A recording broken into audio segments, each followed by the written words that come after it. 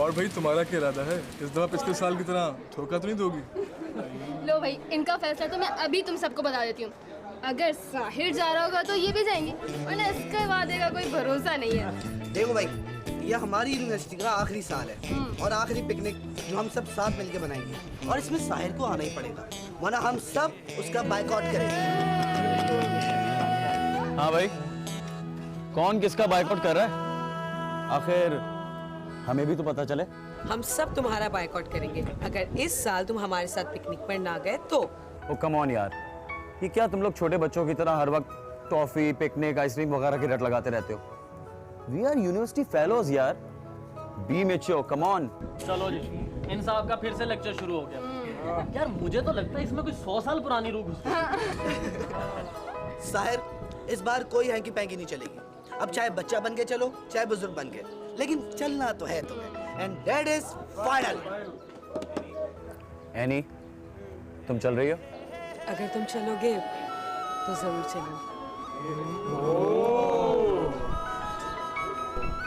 चलो यार, तुम भी क्या याद करोगे?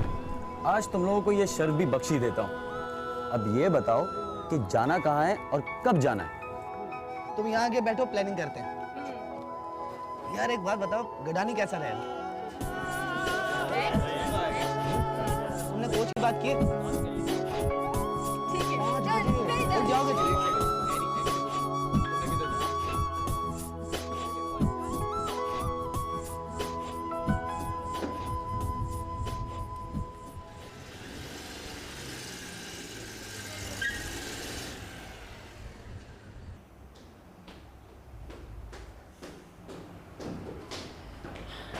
Hi everybody, how are you?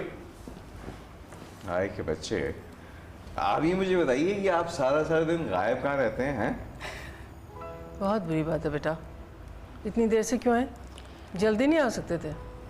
तुम्हें पता है मैं कितनी परेशान होती हूँ। Come on mama, you know इस शहर की असल लाइफ लेट नाइट ही तो शुरू होती है। और वैसे भी जब आप दोनों सोने जाते हैं ना, ज़माना उस वक्त जागता है। वैसे इज राइट, मतलब ये है कि बेटा कल से ना तुम अपने साथ मुझे ले जाया करो। इस तरह से तुम्हारी मामा की परेशानी जो है वो कम हो जाया करेगी। क्या बात कर रहे हैं आप? बजाय इसके कि इसको कोई सही मशवरा दें, आप भी उसके साथ शामिल हुए जा रहे हैं, तो कोई बात है? मैं कोई गलत बात नहीं कह रहा हूँ, जवान बच्चा है। मेरा तो यही इसके घूमने फिरने के दिन है। साफ बात यह है कि भाई इसकी उम्र में हम भी इसी तरह से घूमा करते थे। अच्छा बस आप तो रहने दें। अच्छा मम्मी, मुझे सुबह जल्दी उठा दीजिएगा। क्यों, खैरियत तो है? सुना, मुझे असल में सुबह यूनिवर्सिटी के दोस्तों के साथ पिकनिक पे जाना है। पिकनिक पे? कहाँ, बहुत दूर तो नहीं? नहीं नहीं, बस यहाँ गडानी तक जाना है मुझे। असल में आखिरी सेमेस्टर है ना, इसलिए सब इंसिस्ट कर रहे हैं कि मैं उन सबको कंपनी दे दूँ। Please mummy, please please please please please please. अच्छा, keep in touch, okay? You don't worry about that, I will be okay. अच्छा मम्मी, अच्छा पापा, गुड नाइट, मुझे बहुत नींद आ रही है। Okay, bye bye. शब बखैर। सब बखैर, सब बखैर। Love you papa. ओके बेटा।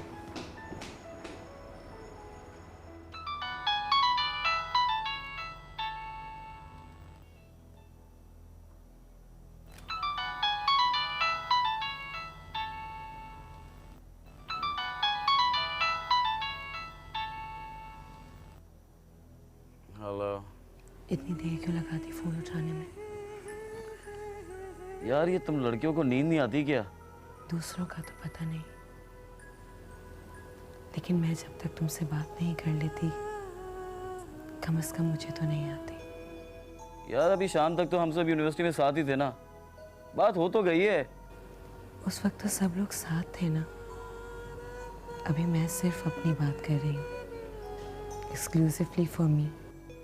तुम कभी नहीं सुधरोगी। अच्छा बोलो, क्या बात है? तुम्हें तो पता है ना,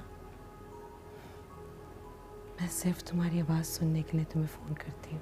ओ कम ऑन यार, कल तुम लोगों के साथ उस सो कॉल्ड एडवेंचर पे भी जाना है। तुम भी सो जाओ और मुझे भी सोने दो।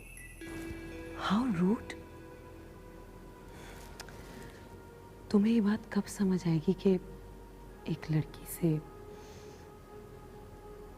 यानी एक खूबसूरत लड़की से किस तरह से बात करते हैं? से सॉरी। क्या चाहती हो? तुम्हें। No jokes please, okay? यही तो मसला है कि तुमने मेरे प्यार को कभी भी सीरियस नहीं लिया। तुम जानती हो यार, मैं मोहब्बत वगैरह में बिल्कुल बिलीव नहीं करता। हम सिर्फ अच्छे दोस्त हैं यार, और बस दुनिया मरीक पर बसने की तैयारी में लगी हुई है, और तुम लड़कियां के अभी तक सपनों में एक ख्याली चंदा की नगरी बसाकर बैठी हुई हो। साहिर,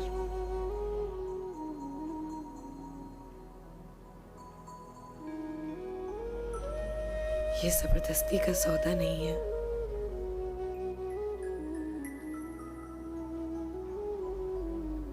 मैं तो तुम्हें ये बद्दुआ भी नहीं दे सकती कि जिस अजाब में मैं मुब्तला हूं, उस अजाब से तुम भी दो चार हो। हे कम ऑन एनी, मेरा ये मतलब नहीं था। तुम खुद ही तो कहती हो ये जज्बा खुदरो पौधों की तरह दिल में खुद ब खुद उगाता है, सूरज की किरणों की तरह सीने के दर्जों से गुजरकर पूरे जिस्म के खून में सरायत कर जाता है। इस पर किसी का बस नहीं चलता, फिर मुझसे शिकायत कैसी? शायद मेरा सीना ही ऐसी किरणों के लिए सदा से बंद है, या शायद मेरे दिल की जमीन ही हमेशा से बंजर है। ठीक है, देखते हैं मेरे आंसुओं का सावन उस बंजर दिल पर मेरी मोहब्बत का ये जुगाने में मजीद और कितना वक्त लेता है।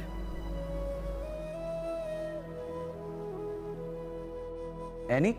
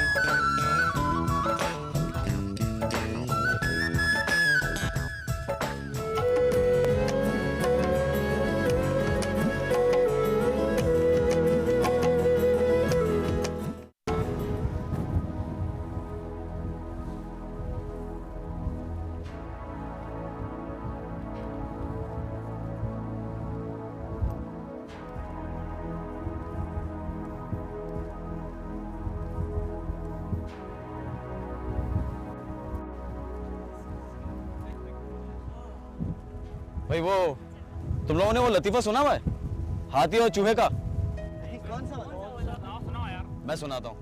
एक हाथी होता है और उसका दोस्त चूहा। एक दिन हाथी स्विमिंग पूल में स्विमिंग कर रहा होता है कि अचानक चूहा वहां पे आ पहुंचता है और बहुत गुस्से में होता है और चिल्लाता है, बाहर निकल नहीं तो मैं तुम्हें छोड़ूंगा नहीं। अब हाथी परेशान होता है, सोचता है यार कि इसको इतना गुस्सा क्यों आ रहा है मुझ पे। वो बहरहाल सोचता रहता है और इतने में चूहा दोबारा से गुस्से में बोलता है, तू बाहर आ रहा है या मैं अंदर आऊं? हाथी बेचारा हैरान परेशान बाहर निकल आता है। चूहा उसे देखता है और देखते देखते थोड़ी देर में कहता है, सॉरी यार, तू वापस से अंदर चला जा और नहा ले जाके। हाथी परेशान कि आखिर माजरा क्या है। वो चूहे से पूछता है, भाई तूने पहले मुझे है ना अंदर से बाहर निकलवाया, इतनी जोर से मुझ पे चिल्ला रहा है, अब तू वापस मुझे कह रहा है कि मैं अंदर जाके नहा लूं, चक्कर क्या है? चूहा कहता है, यार आई एम एक्सट्रीमली सॉरी, असल में मेरा नहाने का झांगिया गुम हो गया था, इसलिए मैं समझा कि शायद कहीं तूने तो नहीं ले लिया। क्या हुआ भाई?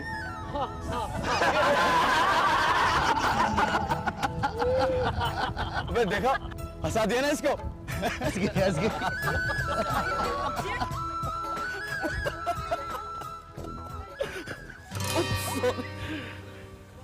ऐसे ही हंसती रहा करो, अच्छी लगती हो। खुद ही हंसाते हो और खुद ही रुलाते हो। ये काम सिर्फ दुनिया में तुम ही कर सकते हो साहिल।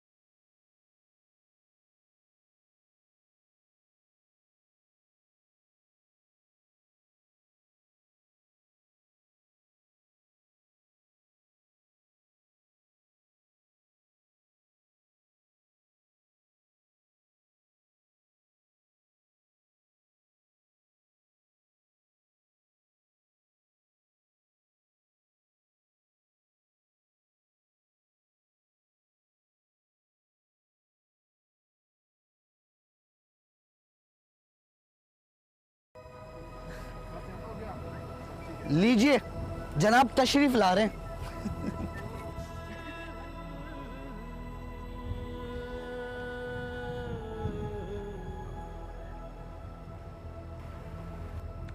कम ऑन एनी, प्लीज अपना मूड सही करो, अब वो आ गया है ना।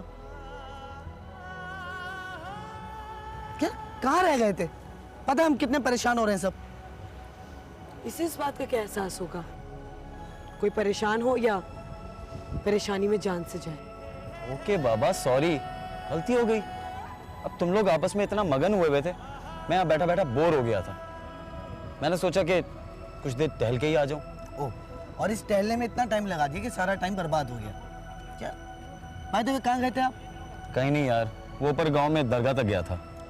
तुम और दरगाह? ओ कम ऑन यार, माना कि मैं मॉडर्न ख्यालात और प्रैक्टिकल अप्रोच का कायल हूँ, लेकिन इसका ये मतलब नहीं है कि मैं दरगाह और ज़ियारतों तक भी नहीं जा सकता। चलो ठीक है, वैसे ही बहुत लेट हो गए, सब वेट कर रहे होंगे। कूल डाउन यार, लेट्स गो। तुम बहुत तंग करते हो।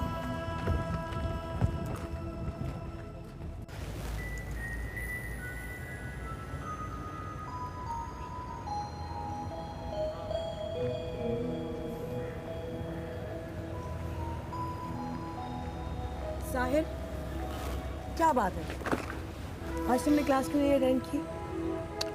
कुछ नहीं यानी, बस रात में ज़रा नींद नहीं आ रही थी मुझे।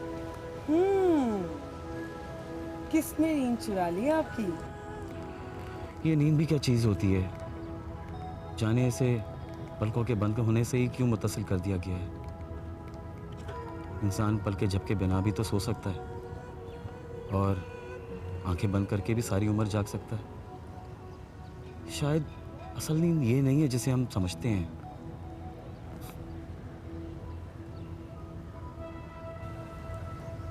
सब ठीक तो है ना? काफी डिस्टर्ब लग रहे हो साहिर। Nothing special. जब से पिकनिक से आया हूँ, रूह कुछ बोझल सी हो गई है। ऐसा लगता है पीछे कुछ छोड़ आया हूँ। मैंने वापसी पर तुम्हें नोट किया था, तुम कुछ खोए खोए से थे। और तुम्हें पता है, मेरी अम्मी कहती हैं कि ज़ियारतें और दरगाहें हर किसी को रास नहीं आती। तुम्हें वहाँ यूं तन्हा नहीं जाना चाहिए था। शायद ऐसा ही हो, लेकिन न जाने क्यों वहाँ देखा एक चेहरा जैसे चिपक सा गया है। गुजरते हुए हर लम्हों के साथ उसकी छवि धुंधली पड़ने की बजाय मजीद गहरी होती जा रही है। ऐसा कौन सा चेहरा देख लिया तुमने वहाँ पर? एक लड़की का चेहरा, और सच तो ये कि उसे मैं ठीक तरह से देख भी नहीं पाया। उसकी आंखों के अलावा पूरा चेहरा नकाब से छुपा हुआ था। क्या बहुत खूबसूरत थी वो? पता नहीं आम डिक्शनरी में खूबसूरती की क्या डेफिनेशन है, लेकिन मैं सिर्फ इतना कहना चाहता हूँ कि वो आंखें, वो सरापा अपने अंदर बिल्कुल मुकम्मल था। ऐसा कि जिसे देखकर किसी और वजूद से उसकी तशबीह ना दी जा सके, और वो अपनी मिसाल आप हो। और अगर मैं तुमसे कहूँ कि डिफाइन करो, तो तुम क्या कहोगे? क्या मिसाल दोगे? सच कहूँ तो दुनिया में तुम्हारी मिसाल सिर्फ एक ही चीज़ से दी जा सकती है। वो क्या? जंगली बिल्ली। यू साहिर।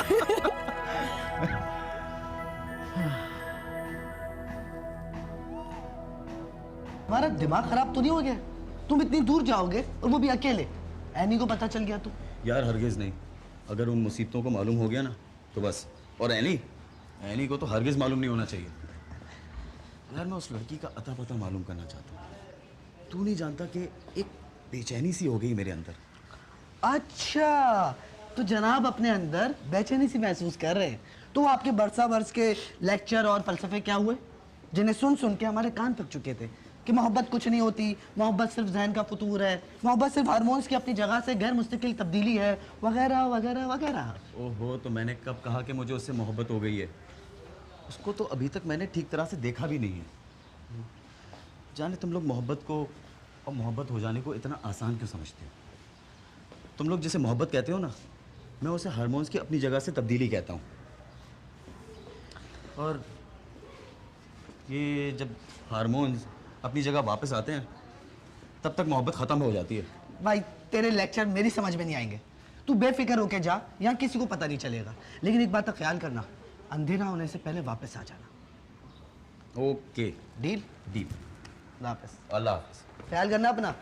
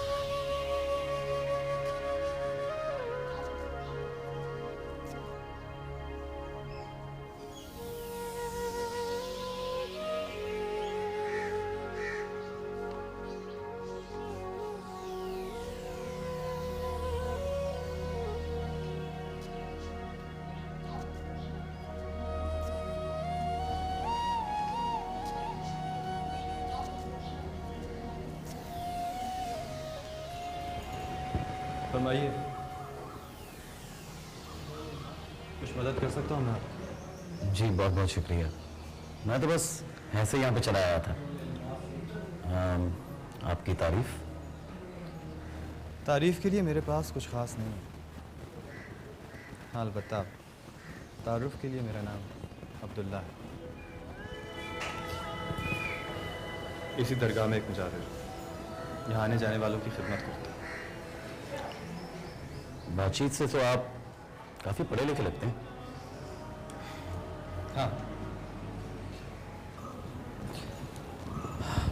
कुछ ख़ास नहीं। यहाँ आने से पहले कुछ सफ़े स्याह किए थे, लेकिन इधर आके पता चला सारा वक्त ज़ाया ही किया। बहरहाल आप बताइए, आपकी क्या खिदमत कर सकता हूँ? माफ़ कीजिएगा, लेकिन मुझे ऐसा लगता है कि हम दोनों तकरीबन हम उम्र होने के नाते कुछ ज़्यादा ही तकल्लुफ़ का मुज़ाहरा कर रहे हैं। अगर आप मुझे तुम कहकर मुखातिब करें तो मैं भी इजी महसूस करूँगा। चलो, अगर यही शर्त है तो तुम भी मुझे तुम ही कह के मुखातिब करो, मामला बराबर हो जाएगा। दरअसल कुछ शख्सियात ऐसी होती हैं जिनके ज़ाहिरी रखरखाव और अपीयरेंस की वजह से बिला तकल्लुफ़ होना थोड़ा मुश्किल हो जाता है। वो तकल्लुफ़ और एहतराम ही क्या, जो ज़ाहिरी होली और रखरखाव की वजह से आँख में दिल में दर है। क्योंकि इज़्ज़त कभी लफ्ज़ों की मोहताज नहीं होती। अगर सोच ऐसी है तो तकल्लुफ़ की दीवार उबूर करने में कोई हर्ज नहीं है। तुम्हें पहले नहीं देखा इधर? नहीं, मैं यहाँ दूसरी मरतबा आया हूँ। पिछली मरतबा जब यहाँ आया था तो कुछ खो गया था, बस उसी की खोज में यहाँ पे आया हूँ। लगता है खोज अभी तक जारी है। तुम्हें कैसे पता चला? तुम्हारी आंखों से, तुम्हारी आंखें बता रही हैं। मेरी दुआ है तुम्हारी खोज की तकमील, तुम जो ढूंढ रहे हो तुम्हें मिल जाए। और तुमने नहीं बताया कि तुम यहाँ पर किस तरह आए? मैं भी यहाँ किसी की खोज में ही आया था, यहीं का होकर रह गया। लगता है कि तुम्हारी खोज अभी तक नामुकम्मल है। मेरी खोज तो शायद कभी मुकम्मल ना हो, जब तक सांसों की ये डोर बंधी है। मेरी खोज ऐसे ही जारी रहेगी। मैं जिस रास्ते का मुसाफिर हूँ उसकी कोई मंजिल नहीं है, बस रास्ते में यूं ही कुछ पड़ाव आ जाते हैं और कुछ देर सस्ताने के लिए रुक जाता हूँ, फिर आगे बढ़ जाता हूँ। ओह आई सी, मतलब ये कि ये दरगाह जो है सिर्फ तुम्हारा पड़ाव ही है, कुछ देर सस्ताने की जगह। ज़हीन, बहुत जल्दी बात की तह तक पहुंच जाते हो। शायद यही मसला है। बहरहाल इस लासिल खोज की जुस्तजू क्यों है तुम्हें, जबकि तुम खुद ही जानते हो कि इस सफ़र की कोई मंजिल ही नहीं है। मंजिल की हैसियत का ताल्लुक तो तयन करने से होता है। बहुत से लोग जिसे मंजिल समझते हैं, मुझे सिर्फ एक संगे मील ही नजर आती है। इसीलिए शायद अभी तक सब कुछ पाने के बावजूद भी मैं मुतमईन नहीं हूँ।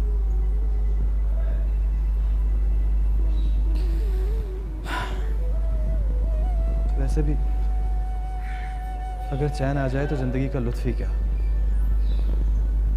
बेचैनी का मजा तो वही जानते हैं जिनको कभी चैन नहीं मिलता, तो सदा बेचैन रहते हैं। खूब कहा तुमने। आजकल मैं भी इसी लज्जत से दो चार हुआ हूँ। अच्छा, मैंने तुम्हारा काफ़ी वक्त ले लिया, अब मैं चलता हूँ, लेकिन मैं फिर आऊँगा, शायद बेचैनी की इस लज्जत को ख़त्म करने के लिए।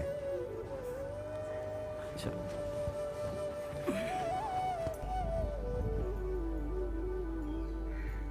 कामयाबी हुई? नहीं यार। मतलब वो तुम्हें दोबारा वहाँ नजर नहीं आई? यार, जब मैं पिछली दफ़ा वहाँ पे गया था तो जुमेरात का दिन था, और आमतौर पर ज़ाहिरीन इन दरगाहों और ज़ियारतों पर जुमेरात को ही जाते हैं। क्या पता वो भी सिर्फ जुमेरात को ही आती हो। ये भी तो हो सकता है कि वो दोबारा वहाँ आए ना, और तुमने जो इसकी पहली झलक देखी है वो आखिरी झलक हो सकता है, लेकिन यार मुझे ऐसा लगता है कि हमारा आमना सामना ज़रूर होगा। कब, कैसे और कहाँ, इन बातों का इस वक्त मुझे बिल्कुल भी इल्म नहीं है। अच्छा, तो इसका मतलब है कि अगली जुमेरात तुम फिर वहाँ जाओगे? यार इरादा तो यही है। तो यार खुदा के लिए अपनी उस चहीती ऐनी से खुद बात करके जाना। पूरा दिन मेरा दिमाग चाटती रही है। तुम नहीं जानते किस तरह मैंने इन सब लोगों से जान छुड़ाई है। मैं जानता हूँ यार, यही कि आज तुम किस अजाब से गुजरे होगे। खैर, तुम फिक्र नहीं करो, मैं उसे हैंडल कर लूँगा। ओके ओके, हाफिज़।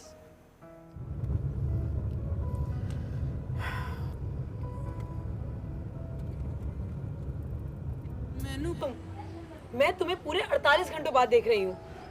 अच्छा चलो, अब मिनट और सेकंड भी बता ही दो। वो भी गिनवा सकती हूँ, लेकिन तुम्हें इससे क्या फर्क पड़ेगा?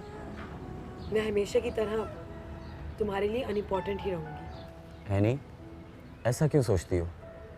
दोस्त कभी भी अनइम्पोर्टेंट नहीं होते। फिर मुझे हमेशा ऐसा क्यों महसूस होता है? शायद तुमने कभी सच्चाई से मेरा दोस्त बनकर सोचा ही नहीं।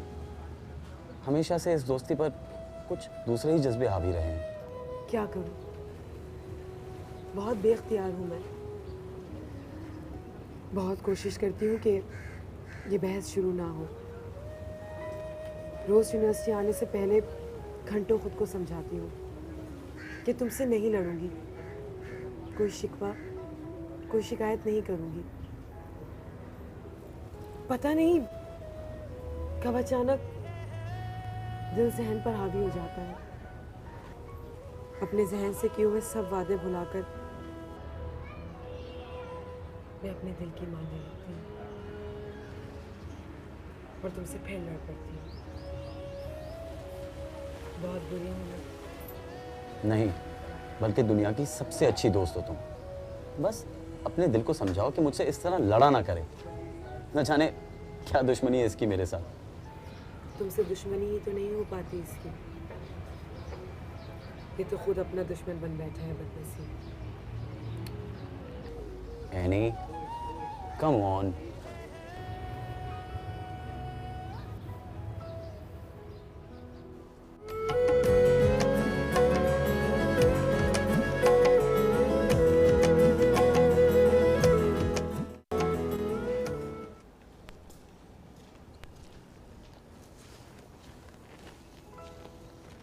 क्या बात है साहिब, मैं कई दिन से देख रही हूँ तुम खाना ही नहीं खाते हो।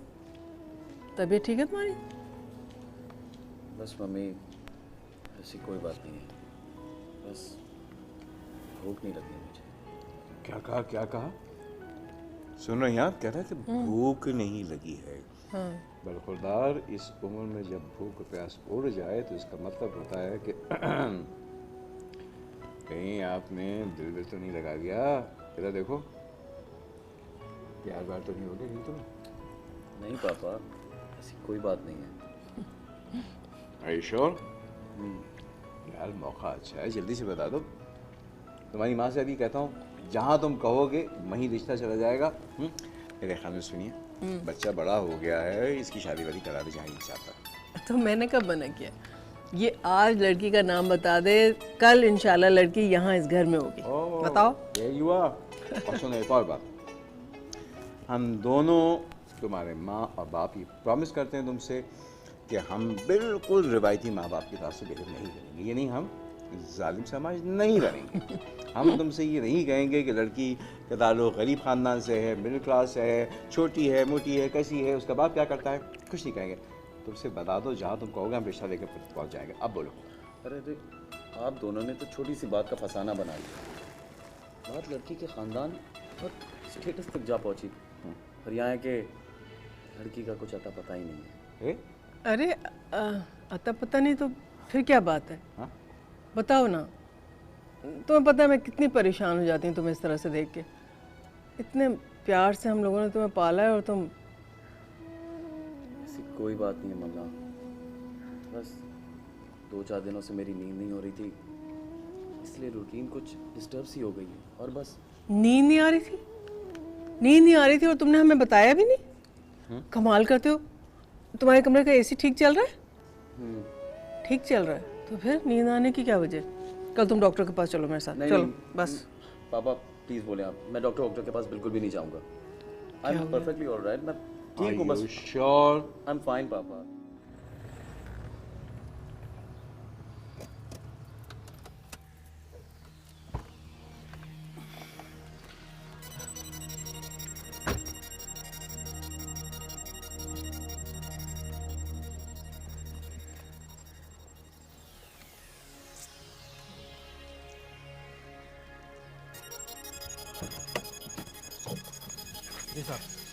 माशाल्लाह बड़ी प्यारी गाड़ी है, किसी साबित ज़ौक़ की मिल्कियत लगती है। बड़ा पिक है जी इस गाड़ी का। अपने साहब का तो बस एक ही शौक है, गाड़ी हो तो बेहतरीन, जैसी ये। कौन कौन सी गाड़ियाँ हैं आपके साहब के पास? मैं तो खुद भी बहुत इंटरेस्टेड हूँ इस तरह की क्लास की गाड़ियों में। क्या नाम है आपके साहब का? हाजी मकबूल साहब का नाम सुना है आपने? शहर की मशहूर हस्ती है, बड़ा नाम है जी उनका। कई फलाई इदारे उनके ज़ेरे साया चलते हैं और बड़े अल्लाह वाले बंदे हैं, वही मेरे साहब हैं। आई सी। चलें, कभी हाजिर होंगे उनकी खिदमत में। चलें।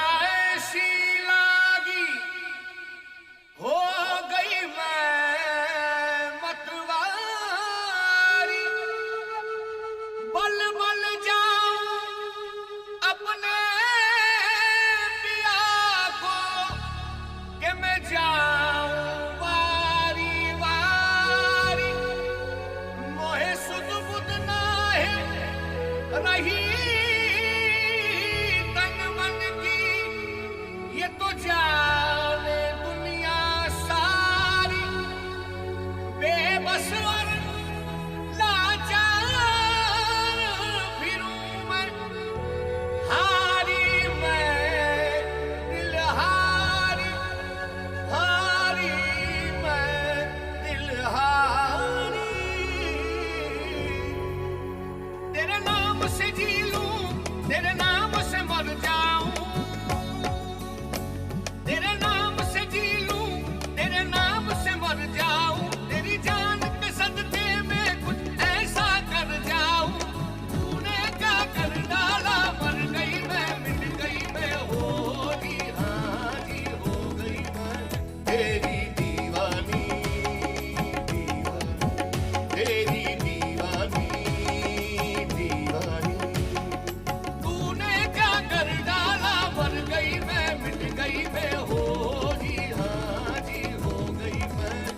तेरी दीवानी दीवानी तेरी दीवानी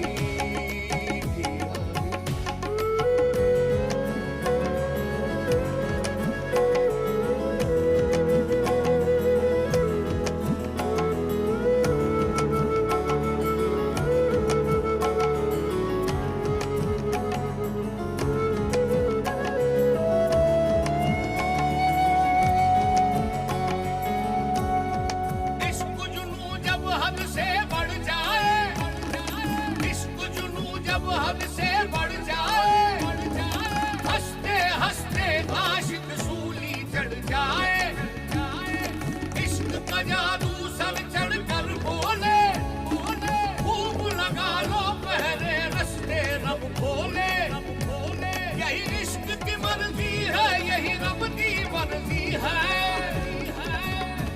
यही इश्क की मर्जी है यही रब की मर्जी है तेरे बिन जीना कैसा हाँ खुद गर्जी है तूने क्या कर डाला मर गई मैं मिट गई मैं हो जी हाँ जी हो गई मैं तेरी दीवानी दीवानी तेरी दीवानी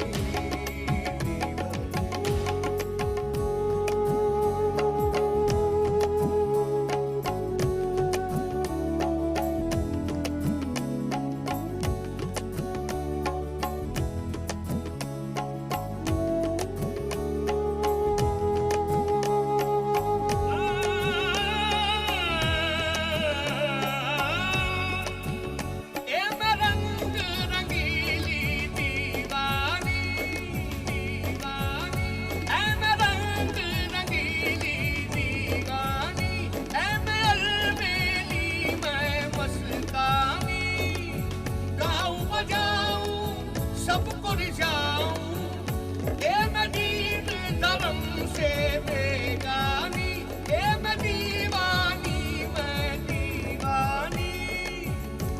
तेरे नाम से जी लूं तेरे नाम पे मर जाऊं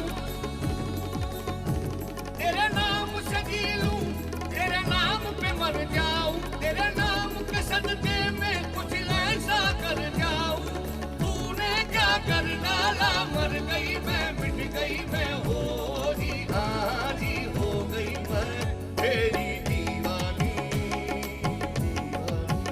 तेरी दीवानी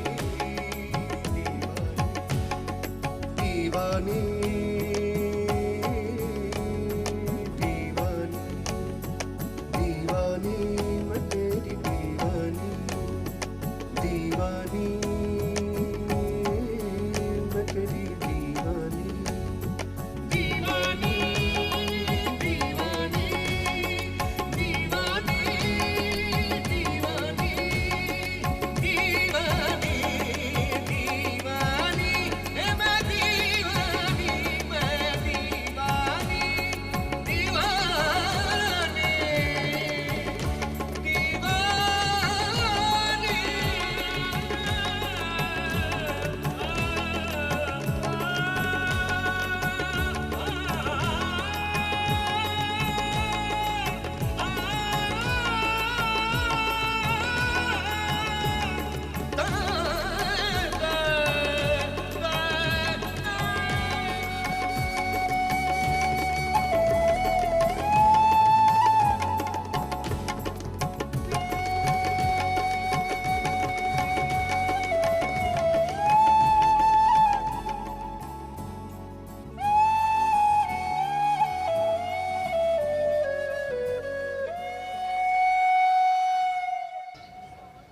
क्या हुआ?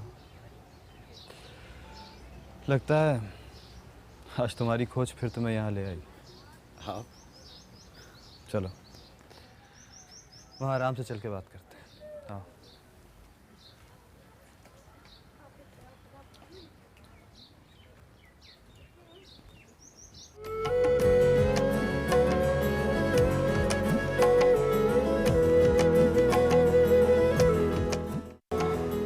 मैं देखता हूँ कि तुम यहाँ आते तो हो, लेकिन हमेशा कोई मन्नत मांगे बगैर वापस चले जाते हो।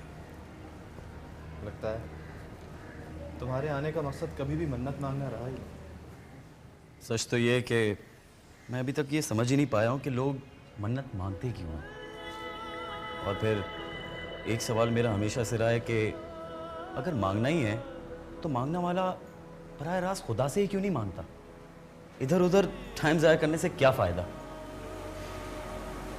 ऐसी बात नहीं। बहरहाल तुम्हारी सोच अच्छी है। लगता है तुम्हारे दिल में ईमान बहुत पुख्तगी के साथ बराज हुआ है। लेकिन मेरा सवाल अब भी ये एक तरफ कायम है कि लोग इन दरगाहों ज़ियारतों पर मन्नतें क्यों मांगते हैं? वसीला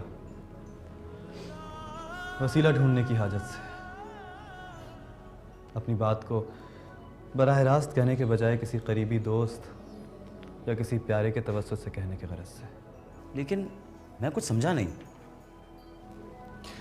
भाई सीधी सी बात है, किसी दुनियावी काम के लिए भी जब हम किसी बड़े आदमी तक अपनी सिफारिश लेकर जाते हैं तो उस दरख्वास्त के साथ हम उसके किसी दोस्त या अजीज़ का नाम जोड़ देते हैं ताकि वह दरख्वास्त रद्द ना हो सके।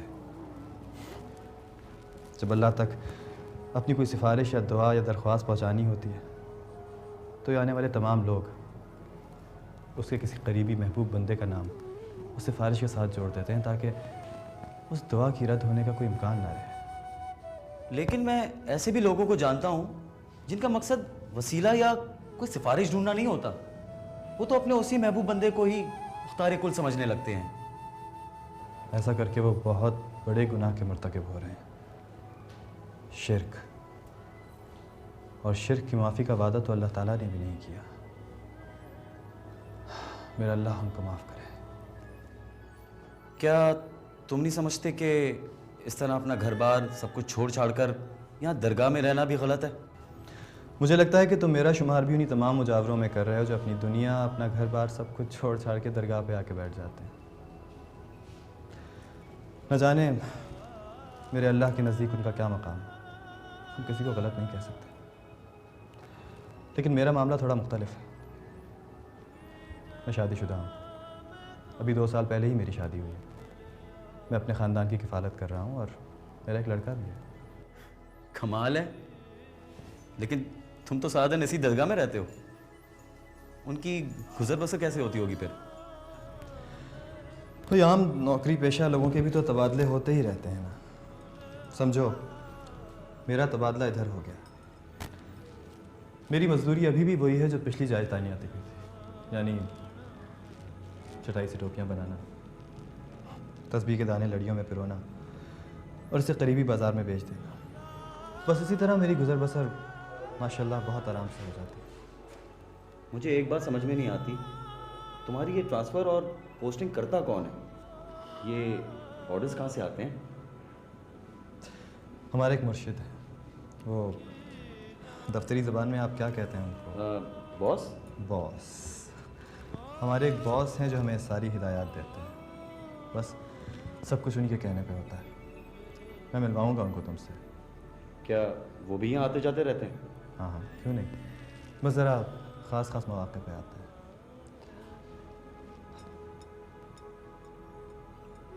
मगरिब का वक्त हो गया, नमाज़ पढ़ो। आइए। जज़ाकल्लाह।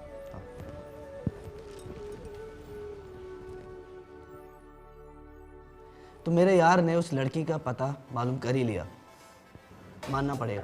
तुम अपनी धुन के पक्के हो। यार सिर्फ एक नाम ही तो मालूम हुआ है, मकबूल। उसके आगे कुछ खबर नहीं है।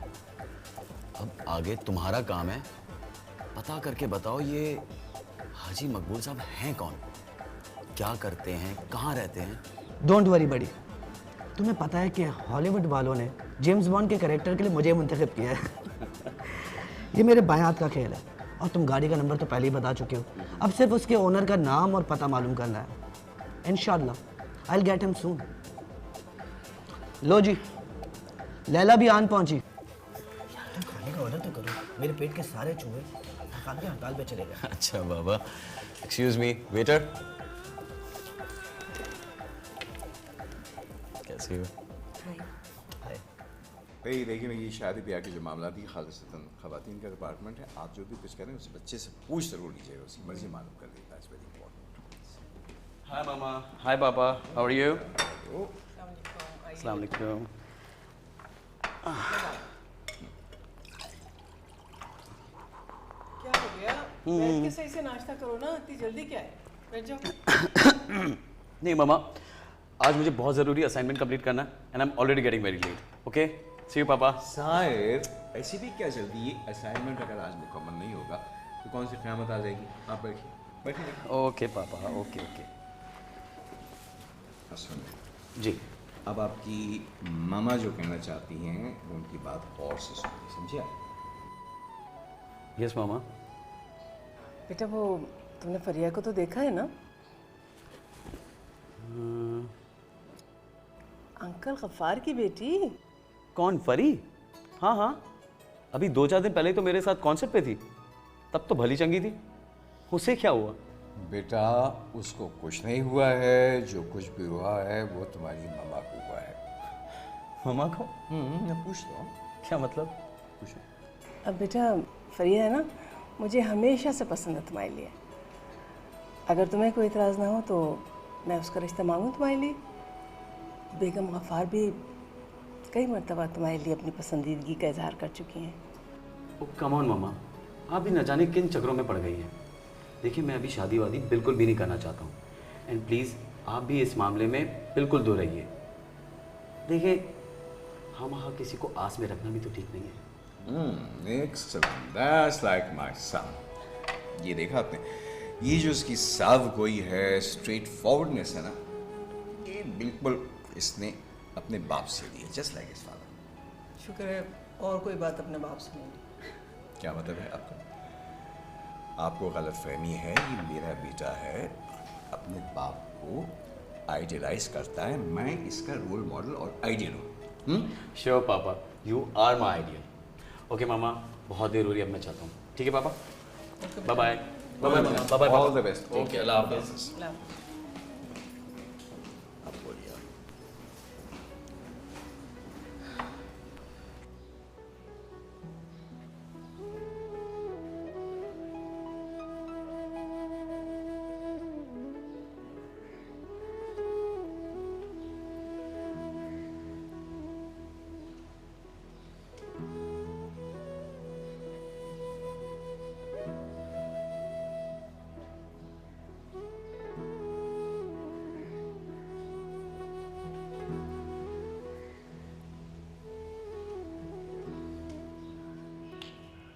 व्हाट इज दिस यार? मैं कब से तुम्हारा यहाँ पे इंतजार कर रहा हूँ. कहाँ रह गए थे तुम? बताता हूँ. सर तुम्हारी सारी अलामत पक्के आशिकों वाली है, लेकिन जब तुमसे पूछा जाए कि तुम्हें उससे मोहब्बत हो गई है तो साफ इनकार कर देते.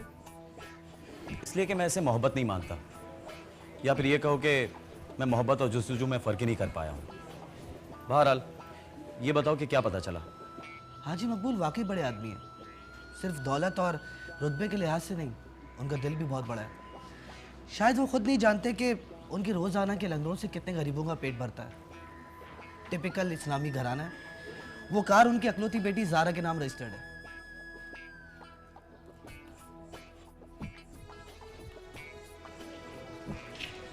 ज़ारा, कितना खूबसूरत नाम है. वाकई उस चांद का ऐसा ही कुछ नाम हो सकता था. और आखिरी खबर ये कि उनकी हवेली शहर के उसी हिस्से में वाक़ है जहाँ उनके बाप दादा रहा करते थे. काफ़ी बापर्दा और शरीफ घराना है. लेकिन अगर उस लड़की को ज़िंदगी में सभी कुछ हासिल है तो वो हर जुमेरात को दरगाह पर क्यों जाती है? ऐसी कौन सी मन्नत है जो उसकी आंखों को भिगो देती है? भाई ये सब पता करना अब तुम्हारा काम है. जिस किस्म के माहौल और घराने से उस लड़की का ताल्लुक है, वहाँ ऐसी ज़ियारतों में और दरगाहों में जाकर मन्नत मांगना मामूल का काम है. साहिर, तुमने एनी से जिक्र किया? सही सी बात हुई थी उस दिन, लेकिन बस मजाक में बात आई गई हो गई. तो मैं तुम्हें सबसे पहले सजेस्ट करूंगा कि किसी मुनासिब वक्त पे एनी को बिठाकर ढंग से सारा मामला समझाओ. साहिर, एनी तुम्हारे मामले में बहुत पोसेसिव है. जब तक तुम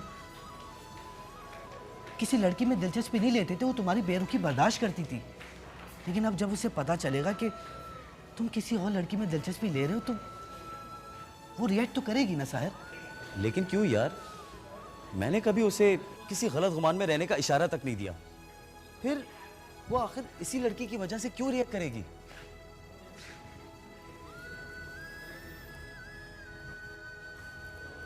साहिर, तुम चाहे मानो या ना मानो, लेकिन तुम उस दरगाह वाली लड़की की मोहब्बत में गिरफ्तार हो चुके हो। जिस एहसास को तुम सिर्फ जुस्तजू का नाम देकर अब तक टाल रहे हो ना, वो उस होने वाली मोहब्बत का एक तारुफ है। वरना क्या जरूरत थी तुम्हें उस लड़की के बारे में इस कदर इन्वेस्टिगेट करने की? आखिर क्या रिश्ता है तुम्हारा उसके साथ?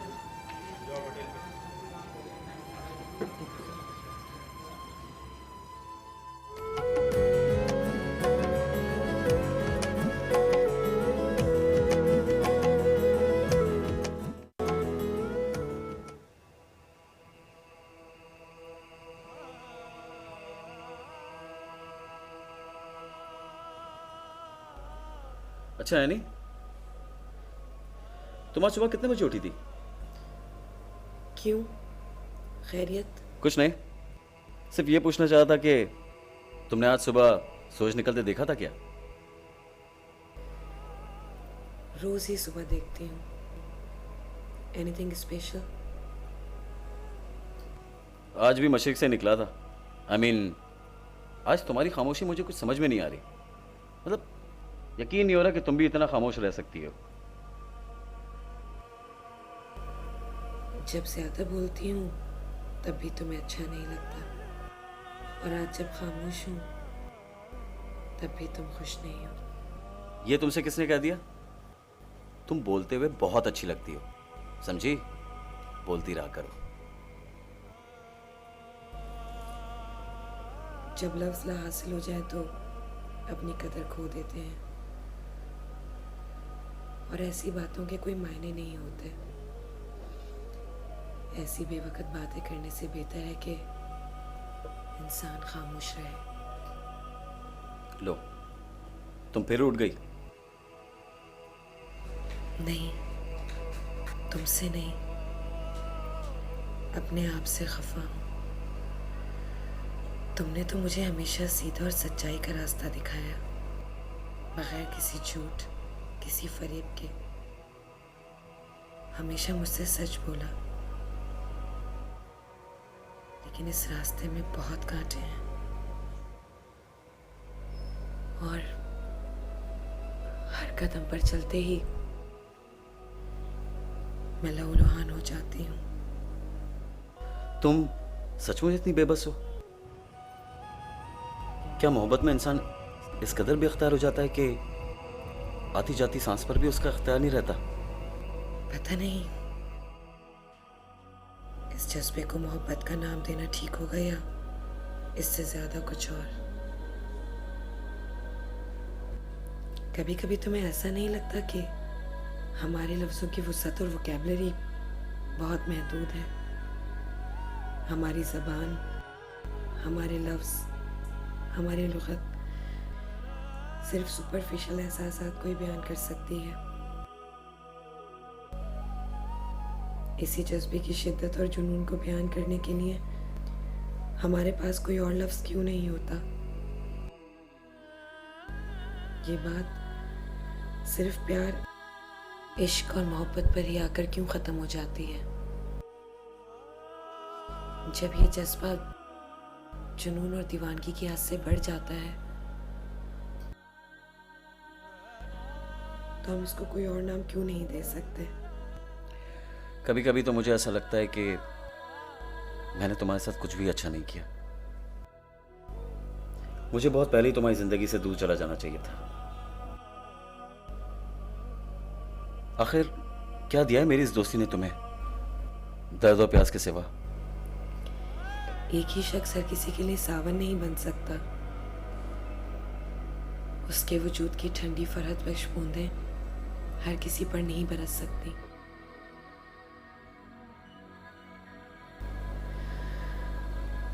मुझे किसी से भी कोई गिला नहीं है। मेरे लिए तो तुम्हारे वजूद का सहरा ही गनीमत है।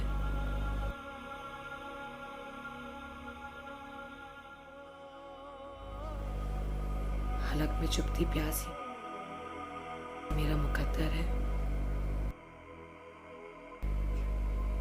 और मैं अपने मुकद्दर से बहुत खुश हूँ, बहुत खुश।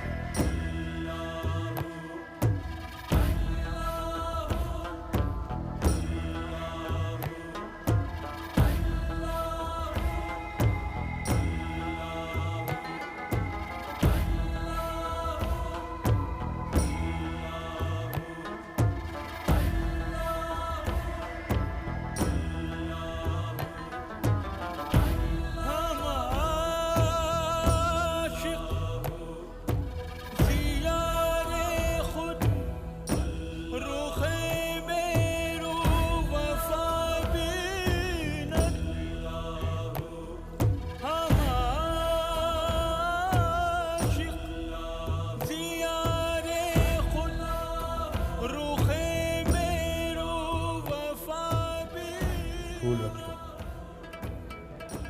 बाकी की चीज़ें बाहर मुस्तकीन में तकसीम कर दो। मेरा अल्लाह कबूल करने वाला।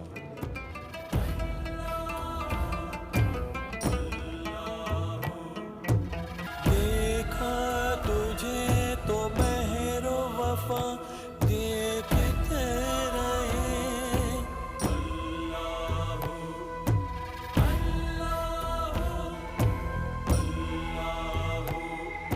कुछ लोग कह रहे हैं खुदा देखते रहे।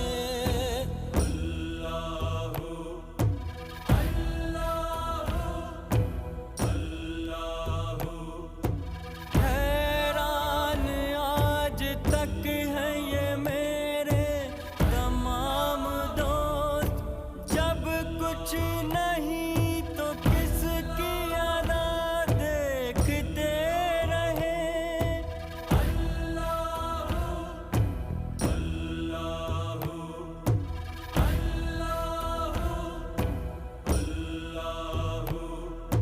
देखा तुझे तो महरो वफा देखते रहे।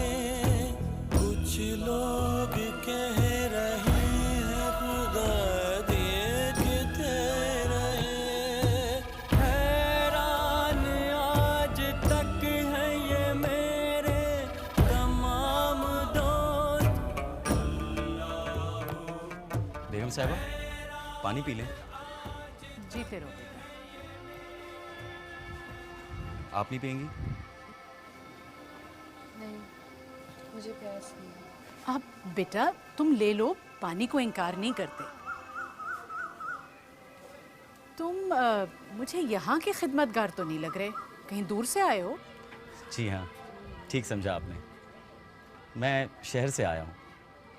सुना है यहाँ पर मांगने वालों की दुआ जल्दी कबूल हो जाती है। हाँ बेटा, किस्मत है अपनी अपनी। किसी को तो मिलना होता है तो एक पल में सब कुछ मिल जाता है। और हमारी बेटी 4 साल से हर जुमेरात यहाँ आ रही है, जाने क्यों इसकी मुराद पूरी नहीं होती।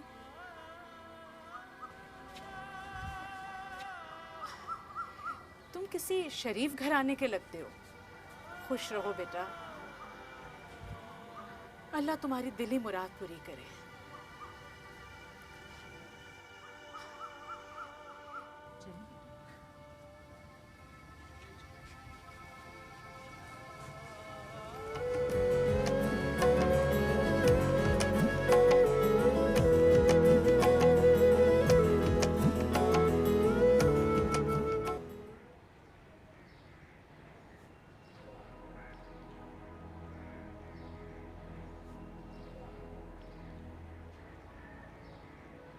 क्या बात है सहर मियाँ, आज तो तुम खुद ही सहरज़दा बैठे हुए। बोलो, भला किसका जादू चल गया है तुम्हारे ऊपर? कभी कभी तो मुझे ऐसा लगता है कि तुम मेरे अंदर के हालात को भी पढ़ लेते हो। ये होना तुमने कहाँ से सीखा? भला ये सब कुछ जानने के लिए किसी हुनर को सीखने की क्या ज़रूरत है? इंसान का चेहरा खुद उसका सबसे बड़ा आईना होता है। एक एक लकीर अंदर चलने वाले न जाने कितने तूफानों का पता देती है। तन्हा बैठे इंसान के चेहरे और आंखों से बेहतर आईना आज तक कोई आईना साज नहीं बना सका। और अभी तुम ये कहते हो कि तुम ज़्यादा पढ़े लिखे नहीं हो? अरे नहीं, मैं ये कब कहता हूँ कि मैं पढ़ा लिखा नहीं हूँ। बस ये कहता हूँ कि अब तक ज़िंदगी में जितने भी सफ़े सयाह किए सब ज़ाया गए। इस दुनिया में आके फिर से इब्तदाई कायदे से शुरू करना पड़ा। बहरहाल मैंने अदब में एमए किया हुआ है। Don't tell me you have done masters. तभी तुम दूसरों से बिल्कुल मुख्तलिफ हो जिनसे ऐसी जगह पे पाला पड़ा है आज तक। तुम अभी गलती पर हो, क्योंकि मुझे लगता है कि तुम अभी भी लोगों को पहचान ही नहीं सके, या शायद तुमने उनके अंदर के आईने को झांकने की कोशिश ही नहीं की। तो इत्तेफाक है कि मेरा तुम्हारा तारुफ हो गया, नहीं तो तुम मुझे भी शायद इन्हीं लोगों में गिरदानते, क्योंकि तुम्हारे नज़दीक इंसान की असल शख्सियत का तयन उसके ज़ाहिरी रख रखाव और हुलियाई से तो होता है। भाई अब एक आम आदमी के लिए तो दूसरे का हुलिया ही उसका पहला तारुफ होता है। अब दूसरे के अंदर क्या कुछ छुपा है ये तो उससे मिलकर या फिर बात करके ही पता चल सकता है ना। हाँ, शायद तुम ठीक कह रहे हो, लेकिन न जाने क्यों मैं उन तमाम इंसानों से तुम्हें बहुत मुख्तलिफ और बुलंदर समझता हूँ जो इंसान की शख्सियत का तयन उसके ज़ाहिरी रख रखाव और हुलिया से करते हैं। बहरहाल ये बताओ कि तुम इतने गुमसुम क्यों हो? क्या खोज ख़त्म हो गई तुम्हारी? मैंने कहा ना, तुम ज़रूर मेरे अंदर की बातें पढ़ लेते हो, लेकिन आज तो मेरे साथ वही सब हो रहा है जो तुम्हारे साथ हो रहा था। एक खोज ख़त्म हुई तो दूसरी उससे बड़ी बेचैनी दे गई। जिस मुलाकात को जस्तजू का अख्तिताम समझ रहा था वो तो इस नई बेचैनी की इब्तिदा निकली। लगता है असल सहरा तो अब शुरू हुआ है, चलता और तपता सहरा।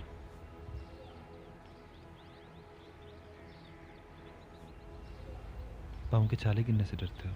शुमार करना मेरी फितरत में नहीं है। वैसे भी नफ़ा और नुकसान शुमार करना तो सौदागरों का काम है। फिर उलझन क्या है? यही तो उलझन है कि उलझन समझ में नहीं आ रही, और मैं तो अभी तक यही तयन नहीं कर पाया हूँ कि मैं आखिर चाहता क्या हूँ। जिस बात को तुम इतनी आसानी से कह रहे हो वो इंसान की अज़ल से उसका सबसे बड़ा मसला है। अगर इस बात का तयन हो जाए कि रास्ता क्या है तो बाकी का सफ़र सिर्फ मंजिल की तरफ पेशकदमी रह जाती है। मेरे दोस्त कहते हैं कि मुझे मोहब्बत हो गई है। और तुम्हारा दिल क्या कहता है? दिल ही तो धोखा दे रहा है। अगर ये मोहब्बत है तो फिर ये इस कदर बेचैनी क्यों लेके आ रही है? मैंने तो हमेशा मोहब्बत को ठंडी और मीठी छाँव की तरह सोचा था। फिर ये तशनगी और ये प्यास क्यों? शायद तुम अभी भी मोहब्बत के पहले पहर में मुब्तला हो। मोहब्बत का पहला पहर हमेशा चुभन, तशनगी और प्यास लेकर आता है। हाँ, इसकी ठंडक, इसकी छाँव का एहसास मोहब्बत के दूसरे पहर में होता है।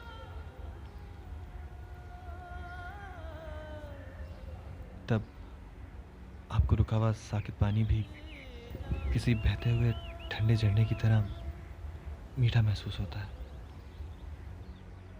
ये मोहब्बत के तीसरे पहर में क्या होता है? हाँ, मोहब्बत का तीसरा पहर, हम में से बहुत कम लोग ऐसे होते हैं जो मोहब्बत के दोनों पैरों को झेल के मोहब्बत के तीसरे पहर तक पहुंच पाते हैं।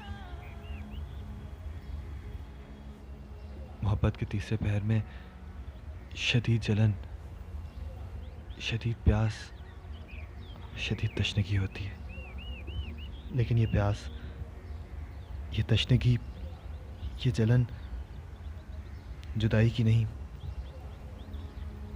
पालेने की प्यास होती है। पालेने की प्यास? ये कैसी प्यास होती है? हाँ, पालेने की प्यास। जब आब हयात का पूरा दरिया आपके सामने बह रहा हो तो कोई 2 घूंट पी के कैसे इक्तफा कर सकता है?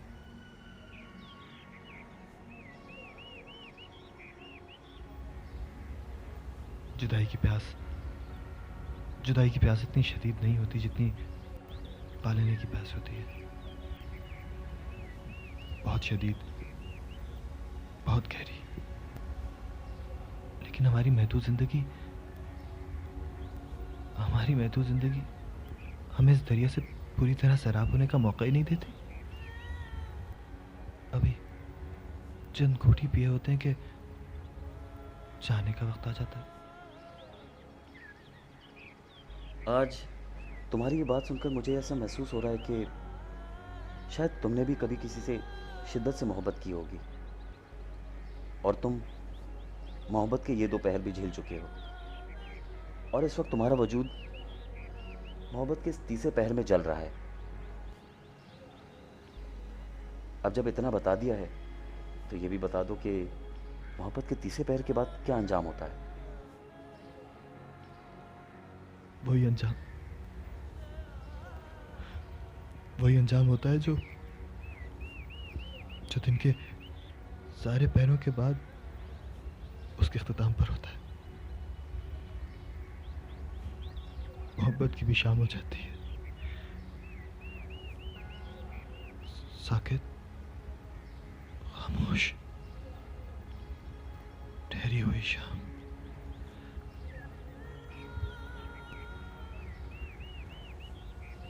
ठहरी हुई शाम, ठहरी हुई शाम।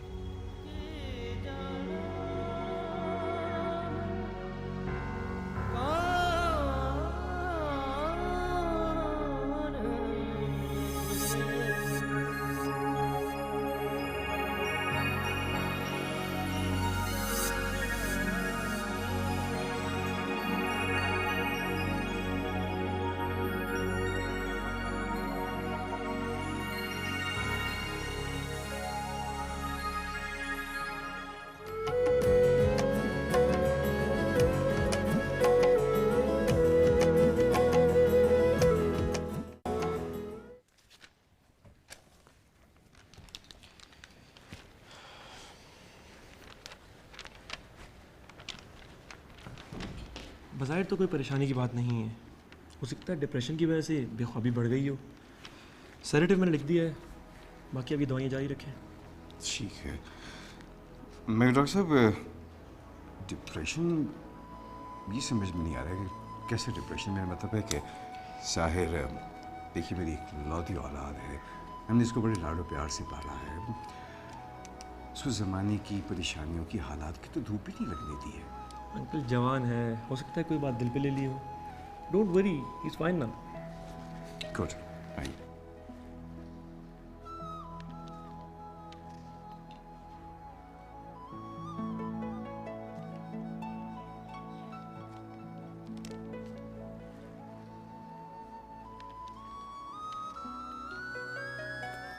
आ गए तुम लोग?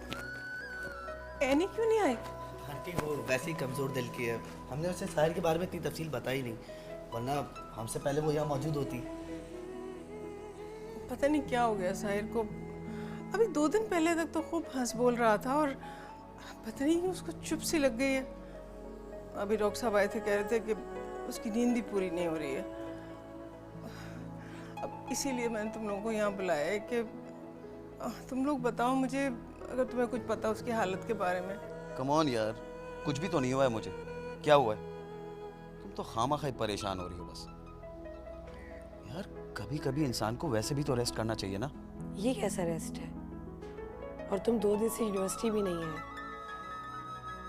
और आज ये सारे भी यूनिवर्सिटी से गायब थे। मैं जानती हूँ तुमसे मिलने आए थे, मुझसे छुप कर। यार अब तुम परेशान भी तो इतना हो जाती हो छोटी छोटी बातों पर। हो सकता है शायद तुम्हें इसीलिए ना बताया हो। बहरहाल तुम फिक्र नहीं करो, मैं आज शाम को ही तुमसे मिलूंगा, ठीक है? पक्का? बिल्कुल पक्का, बल्कि कंक्रीट की तरह पक्का। अब तो खुश हो ना? बिल्कुल। अभी आप देखिएगा आंटी, चंद ही लम्हों में साहिल हंसता खेलता हमारे साथ दौड़ेगा। बस आप हमें ये बताएं कि वो नवाबजादे हैं कहाँ पे? ऊपर अपने कमरे में। हम लेके आते हैं उसे। आइए।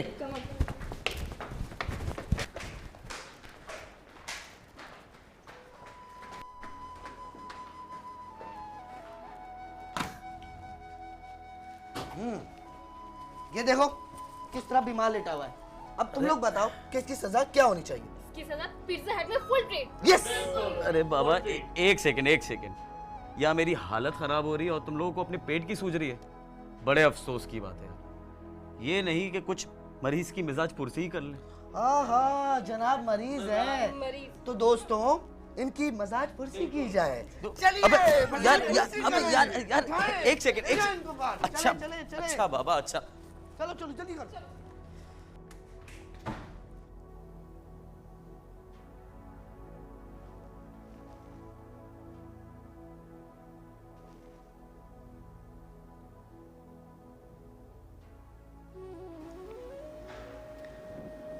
अगर वो लड़की उसे इतनी पसंद थी तो उसने हमसे कभी बात क्यों नहीं की? हम उसी दिन लड़की का रिश्ता लेके उसके घर चले जाते। तुम तो जानते हो कामरान बेटा कि हमने साहिर की किसी ख्वाहिश को कभी रद्द नहीं किया। आंटी आप तो जानती हैं साहिर ने अपनी ज़िंदगी में पसंद या मोहब्बत वगैरह जैसे जज्बों पर कभी यकीन ही नहीं किया, और अपने अंदर की इतनी बड़ी तब्दीली को वो शायद आसानी से कबूल नहीं कर पा रहा। अगर बात सिर्फ मोहब्बत की है और वो उसे पसंद भी करता है तो मैं और उसके पापा उस लड़की के घर वालों की हर किस्म की मिन्नत से समाजत करने के लिए तैयार हैं। तुमने बहुत अच्छा किया हमें बता दिया। अब हम उस लड़की का रिश्ता मांगने में बिल्कुल देर नहीं करेंगे।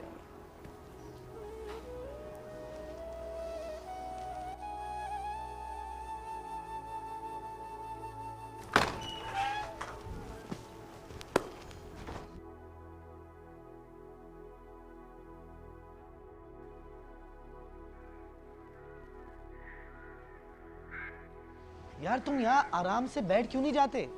तुम्हारे इस तरह टहलने से वक्त की रफ्तार तेज हो जाएगी क्या? साहिर उनको अपने वक्त पे ही आना है ना। यार इसीलिए मैं मम्मी पापा को इतनी जल्दी इस मामले की खबर नहीं देना चाह रहा था। मैं जानता हूँ कि मम्मी सब्र नहीं करेंगी और पापा के साथ ज़ारा के घर रिश्ता लेके चली जाएंगी। वो करते भी क्या? तुम जो मजनू की तरह मुंह लपेट के कमरे में पड़ गए थे, भला उनसे तुम्हारी ये हालत देखी जा सकती थी? और तुम्हें उलझन क्या है? आज नहीं तो कल ज़ारा के यहाँ उनको रिश्ता लेके तो जाना ही है ना। अभी तो मैंने उस पहली फीलिंग को भी ठीक तरह से महसूस नहीं किया जो मुझे उससे मिलकर हुई थी, और फिर इतना जल्दी ये सब कुछ। यार कामी, मुझे ये बात हजम नहीं हो रही है। तुम्हें कौन कह रहा है कि तुम बारात लेके कल पहुंच जाओ? भाई एंगेजमेंट वगैरह होने दो, फिर आराम से बैठ के महसूस करते रहना उस फीलिंग्स को।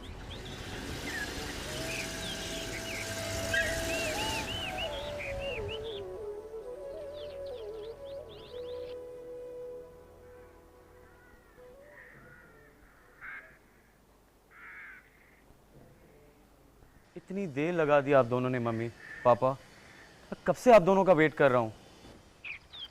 कहाँ रह गए थे आप लोग? आखिर आप दोनों इतना चुप चुप क्यों हैं? क्या बात है मम्मी पापा, आखिर आप दोनों कुछ बोलते क्यों नहीं हैं? कुछ नहीं है यार, कुछ नहीं है बेटा। ऐसे फिक्र करने की कोई जरूरत नहीं है। डोंट वरी, हम उनको जाके दोबारा मना लेंगे। बस मना लेंगे? क्या मतलब? आखिर आप दोनों की वहां पे बात क्या हुई है? मुझे बताएं प्लीज। मम्मी आप बताएं। साहिब बेटा, ज़ारा ने रिश्ते से इनकार कर दिया है।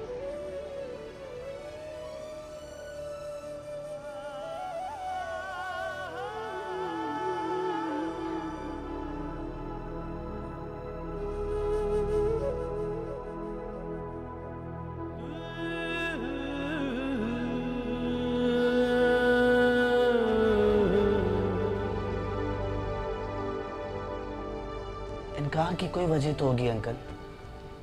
आखिर लड़की वालों को एतराज क्या है?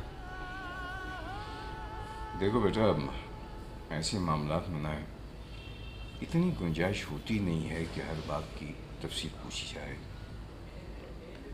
वैसे वो लोग बड़े वज़ादार लोग हैं, उन्होंने हमारी बड़ी इज्जत की, हमारी बात को बहुत गौर से इत्मीनान से सुना, जैसे किसी भी शरीफ घराने से तवक्को की जा सकती है। लेकिन शायद उनको अपनी बेटी की खुशी ज़्यादा अजीज़ होगी, इसीलिए उन्होंने बहुत ही तरीके से इनकार कर दिया। मेरा तो ख्याल है कि लड़की की माँ ने कई दफ़ा अंदर जाके लड़की से पूछा, और मुझे यकीन है कि इनकार खुद लड़की ने किया, क्योंकि उसके वालिदैन तो बहुत खुश थे इस रिश्ते से।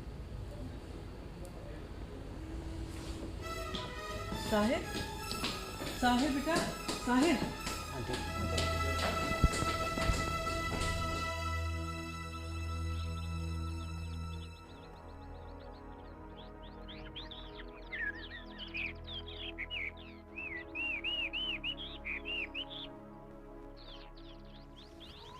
सुनिए,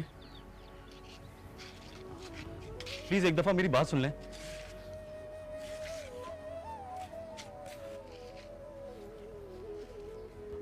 आप नहीं जानती कि मैं कितने दिनों से रोजाना यहाँ आ रहा हूँ, सिर्फ इस उम्मीद पर कि आपसे बात हो सके।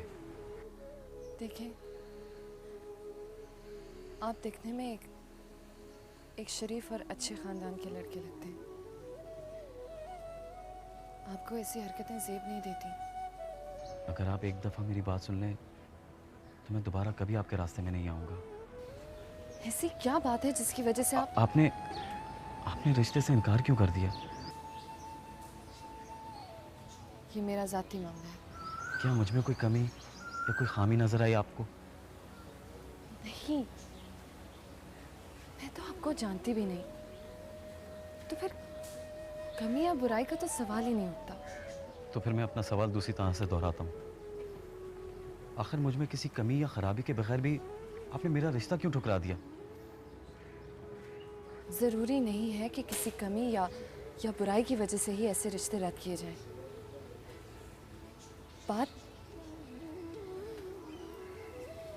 कुछ बहुत ज़्यादा भी हो सकती है। आप नहीं जानती कि आपके इस इनकार ने मुझे किस कदर ठेस पहुंचाई है। मैं अंदर से बिल्कुल किरची किरची हो गया हूँ। अगर आपके इस इनकार की वजह कुछ ऐसी है जिसे मैं अपनी हस्ती मिटाकर भी दूर कर सकूं, तो प्लीज़ मुझे ज़रूर बता दीजिए। ये मेरी आपसे आखिरी गुजारिश है।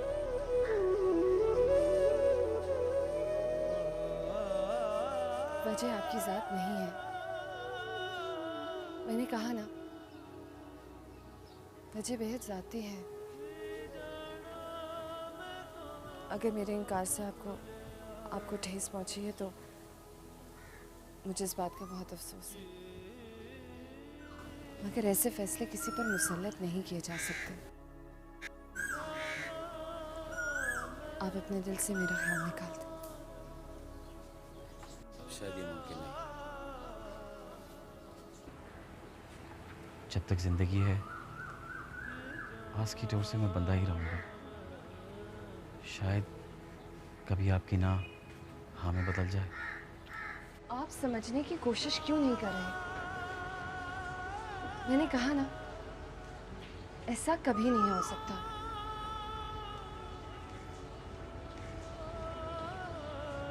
मेरी जिंदगी में आपसे पहले कोई मौजूद है जो मेरी रूह तक कब्जा कर चुका है।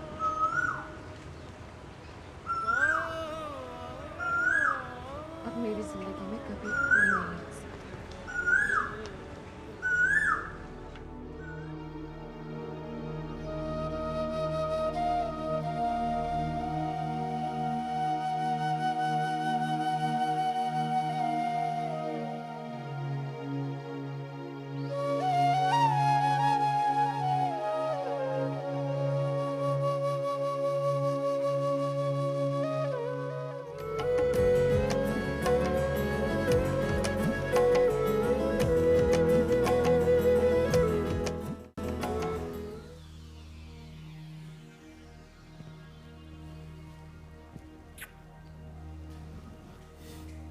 बस पहले ही कदम पे हथियार डाल दिए तुमने।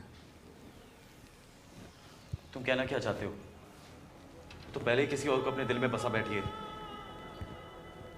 ये कहानी तो शुरू होने से पहले ही खत्म हो गई है। वो किसी और से मोहब्बत करती, इससे तुम्हारी मोहब्बत पे क्या फर्क पड़ता है? क्या तुम्हारी मोहब्बत उन आम जज्बों की तरह है जो बदले में सिले की तवक्को रखती है? ये तो बदले का सौदा हुआ है। और तुम्ही ने तो कहा था कि तुम सौदागर नहीं हो। तुम कहना क्या चाहते हो? मैं सिर्फ ये कहना चाहता कि मोहब्बत में मैं नहीं होती, अपनी मैं को मारना पड़ता है, ख़त्म करना पड़ता है। सब ठेस इसलिए लगी है कि तुम्हें इनकार की तवक्को नहीं थी। तुम खूबसूरत हो, जवान हो, अमीर हो, इकलौते भी हो। कोई भी लड़की तुमसे शादी से इनकार क्यों करेगी? तुम हमेशा से बातें सुनते आए हो, इसलिए आज जब तुम्हें पहली बार ठुकराया गया है तो इस दुख को झेल नहीं पा रहे हो। तुम बात सिर्फ इतनी नहीं है। हाँ, शायद मुझे इसलिए भी ठेस लगी है क्योंकि मुझे ठुकराया गया है। ज़िंदगी में पहली मर्तबा ठुकराए जाने का एहसास हुआ है मुझे। लेकिन ये सिर्फ मेरी महक का मसला नहीं है, मुझे उसे खोने का दुख भी है। तुमने कुछ नहीं खोया, बल्कि एक बहुत ही खूबसूरत एहसास को पाया। अपने इस एहसास को इस बात से मुत्तसिल क्यों करते हो कि उसके दिल में भी वही जज्बात, वही एहसास है जिसे तुम अपने दिल में महसूस कर रहे हो। अगर वो तुम्हें नहीं चाहती तो इस बात का क्या होगा? तुम्हारे दिल में तो उसके लिए मोहब्बत है ना। और हाँ, अगर उसके दिल में भी वही जज्बात, वही एहसासात हैं तो फिर तो क्या ही बात है, फिर तो इनाम दुगना हो जाता है। और अगर वो ऐसा महसूस ना भी करे तो अपने इस कीमती जज्बे को बेवकूफ़ क्यों कर रहे हो? जिंदगी अकेले इस एहसास के साथ भी तो गुजारी जा सकती है ना। काश कि ये सब इतना आसान होता। तुमने उस दिन मोहब्बत के 3 पहलुओं का जिक्र किया था ना, और मोहब्बत की शाम के आने का वक्त भी बताया था, और ये भी कहा था कि मोहब्बत की शाम मोहब्बत के 3 पहरों के बाद आती है। पर मैं तो अभी मोहब्बत के पहले ही पहर में हूँ। तुम तो अभी से मुझे मोहब्बत की शाम झेलने का कह रहे हो। मैं अभी मोहब्बत में इतना पुख्ता नहीं हुआ कि इतनी जल्दी इतने ऊंचे दर्जे पे जा बैठूं। हो सकता है तुम्हारे नसीब में ये तरक्की, ये प्रमोशन पहले से लिखी जा चुकी हो। ये कैसी तरक्की है? कैसा होता है ये जो मुझे खुशी, सुकून और इत्मीनान देने के बजाय दर्द दे रहा है? मेरी बेचैनी और तशनगी कम होने के बजाय बढ़ती जा रही है। मुझे क्यों ऐसा लग रहा है कि मेरी जिंदगी से अच्छे दिन हमेशा के लिए रुखसत हो गए हैं? शायद इस वक्त तुम कुछ समझ ना पा रहे हो। वक्त आने पर खुद ब खुद हर रात से पर्दा उठ जाएगा। किसी को राज़ हकीकत समझ में क्या आए कि दिल के खेल में अक्लों का काम कुछ भी नहीं।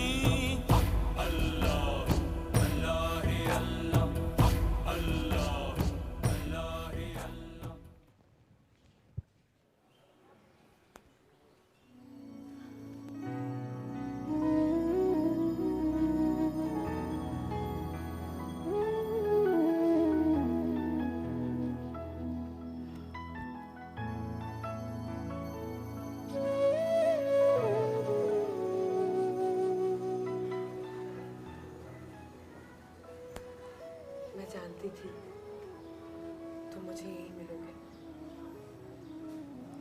और मैं जानता था कि तुम ज़रूर मुझे ढूंढ लोगी। ढूंढी तो नहीं पाई तुम्हें, बस हर हर लम्हा खोती रही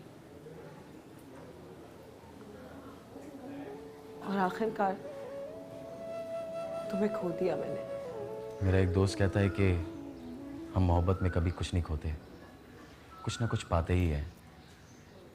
मोहब्बत दो तरफा ना हो तब भी कम से कम अपनी मोहब्बत के दिल में जागने का एहसास तो हर लम्हा साथ ही रहता है ना। तुमने कुछ नहीं खोया है, नहीं बस पाया ही है। अधूरी खुशी कभी कभी मुकम्मल दुख से ज़्यादा अज़ियतनाक होती है साहिर।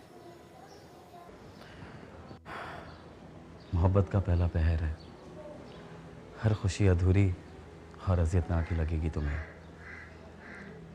हर लम्हा शिकस्त और हर लम्हा कुछ खो देने का एहसास बेचैन रखेगा। फिर रफ्ता रफ्ता यही बेचैनी लुत्फ देने लगेगी तुम्हें। कौन है वो खुशनसीब जिसके लिए तुम जैसे इंसान ने भी सारी दुनिया से जोग ले लिया है? मैं उस हस्ती से मिलने के लिए, उसकी एक झलक देखने के लिए मर रही हूं।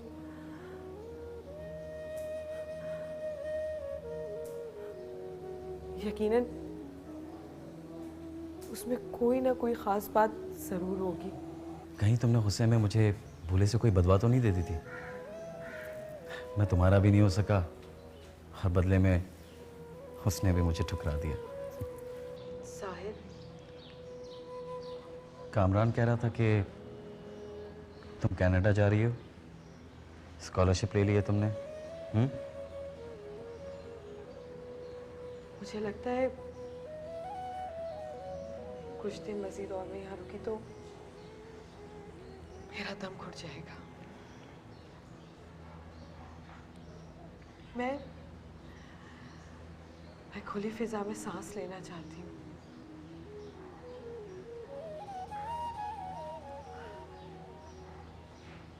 वहां जाकर तुम हमें भूल तो नहीं जाओगी?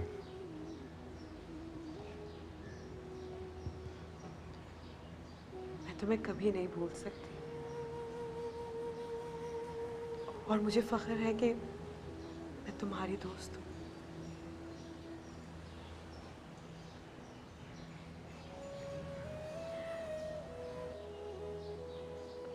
अपना ख्याल रखना।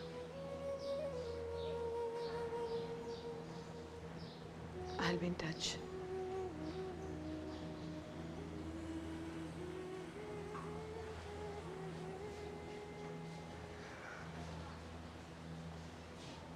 कुछ लोगों के नसीब में मोहब्बत का सिर्फ पहला पहर होता है और वो उसी में खुश रहते हैं,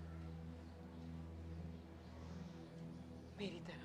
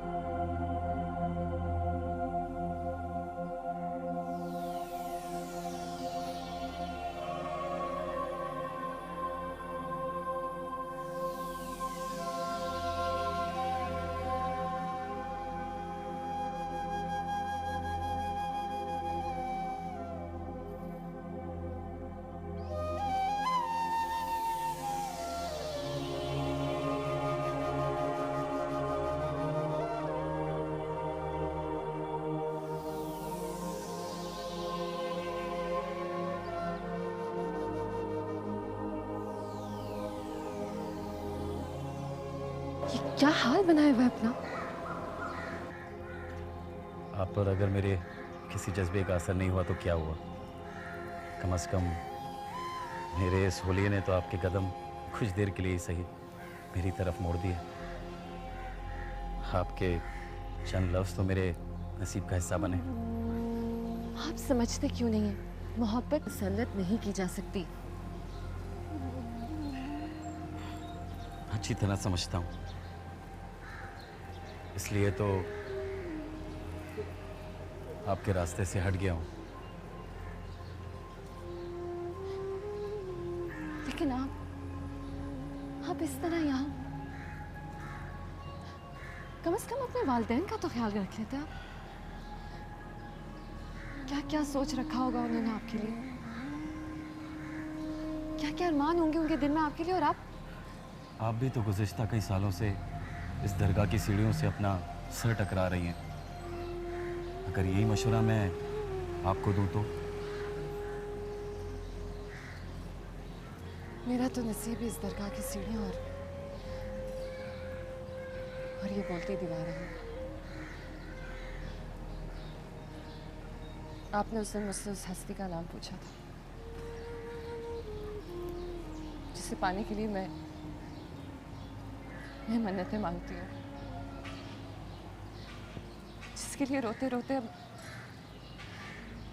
मेरे आंसू भी खुश्क होने लगे।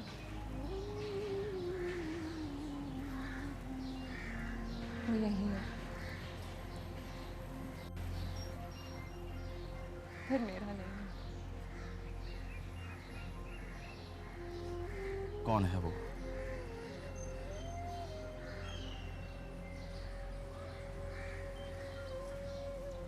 अब्दुल्ला।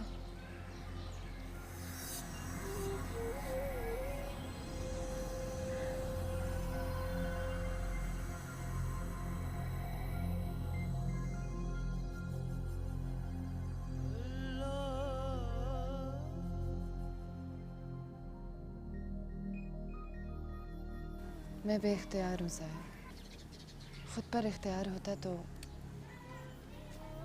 भला रोज़ रोज़ यहाँ पे आती क्या। औरत तुम ये बात क्यों नहीं समझ रही कि जिस रास्ते पे तुम चल रही हो वो मेरा रास्ता नहीं है। आप मेरे रास्ते पे नहीं चल सकते तो मैं तो आपके रास्ते पे चल सकती हूँ।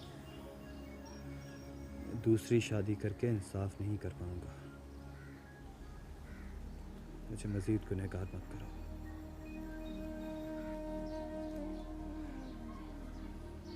मैं अपनी बीवी और बच्चों से बहुत प्यार करता हूँ। इस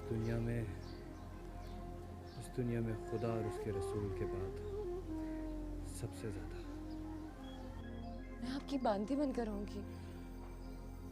काश मैं तुम्हारी कुछ मदद कर सकता, लेकिन अपनी तकदीर में ये दर्द तुमने खुद ही लिखा है लड़की। मेरी कोई खता नहीं है। मैंने 4 साल पहले जब आपको इस दरगाह पे देखा तो आप शादीशुदा नहीं थे और मैं आपके बारे में कुछ जानती भी नहीं थी। पर मेरे लिए तो उस पहली नजर ने सब कुछ बदल के रख दिया। हर किसी के नसीब में वो पहली नज़र कहीं ना कहीं ज़रूर लिखी होती है। फिर वो उसका मुक़द्दर कि वो नज़र उसे गुलो गुलजार बना दे या जलाकर खाकिस्तर करते हैं। तुम्हारे नसीब में भी वो चिंगारी लिखी हुई थी, लेकिन तुम चाहो तो इसे एक शबनम में तब्दील कर सकती हो।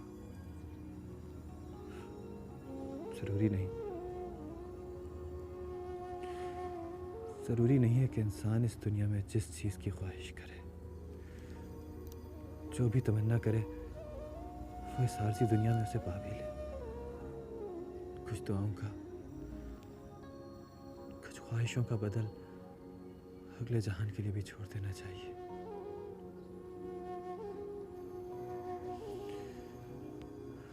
अपने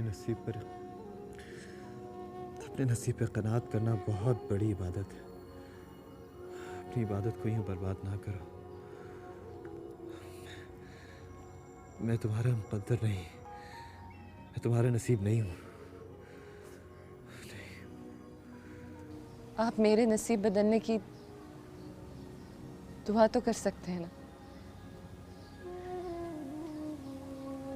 मेरे लिए इतना ही काफी है। मैं हमेशा तुम्हारे लिए दुआ को रहूंगा। अल्लाह तुम्हारी रूह को सुकून दे।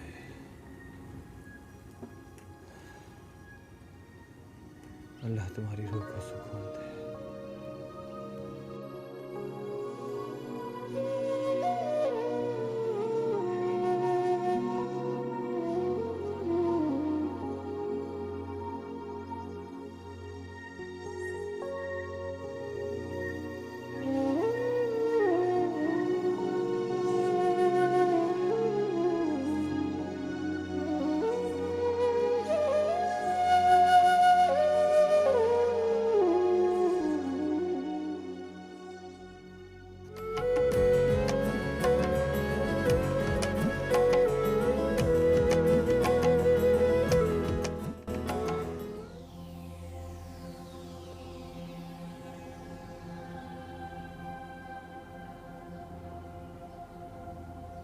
तो तुम पहले से ही जानते थे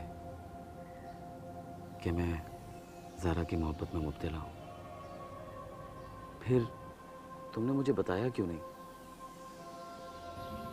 सब कुछ पहले से लिखा होता। तुम्हारा इस दरगाह में आना, उस लड़की को देखना पहले से लिखा था। मोहब्बत के इन पहरों से गुजरना पहले से तय था। सच कहूँ तो पहले मुझे ज़ारा के मुंह से तुम्हारा नाम सुनकर बहुत बुरा लगा था। ऐसा लगा जैसे तुमने मेरे साथ कोई बहुत बड़ा धोखा किया है। और अब तुम्हारे क्या ख्याल है? अब ऐसा लगता है जैसे तुम भी मजबूर हो, बेहद मजबूर, मेरी तरह। मैं ज़ारा की मोहब्बत में मुब्तला हूँ, ज़ारा तुम्हारे इश्क में गिरफ्तार है, और तुम किसी और की चाहत के हिसार में हो। शायद कभी किसी को मुकम्मल जहां मिलता ही नहीं है। ठीक कहा तुमने। फिर ऐसी चीज की ख्वाहिश के पीछे अपना वक्त क्यों बर्बाद किया जाए जो कभी मुकम्मल मुयस्सर आ ही नहीं सकती? क्यों ना ऐसे जहान की तमन्ना की जाए जहां सब कुछ मुकम्मल होगा, हमेशा के लिए होगा। और ज़ारा का क्या होगा?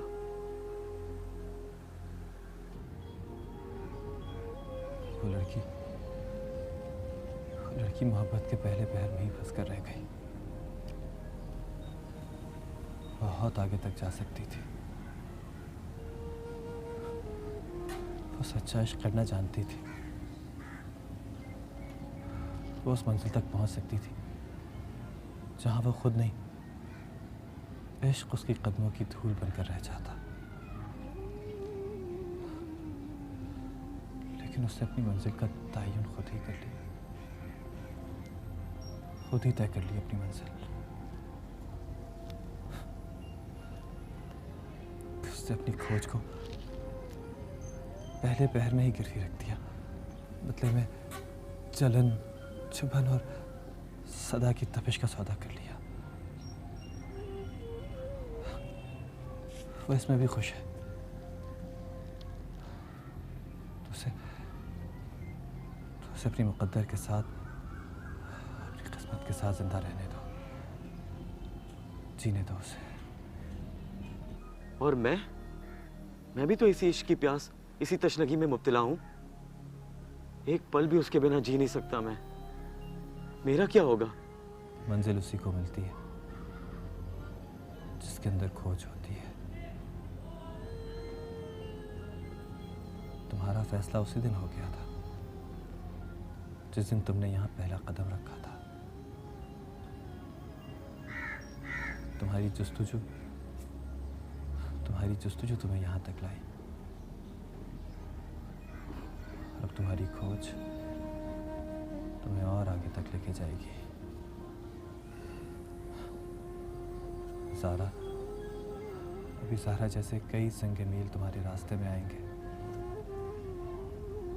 लेकिन याद रखना, मंजिल के रास्ते का संगे मील मंजिल नहीं होता। वो तो इस तमानियत का एहसास होता है कि मंजिल थोड़ी और करीब आ गई। तुम्हारी मंजिल भी बहुत करीब है, बहुत करीब है।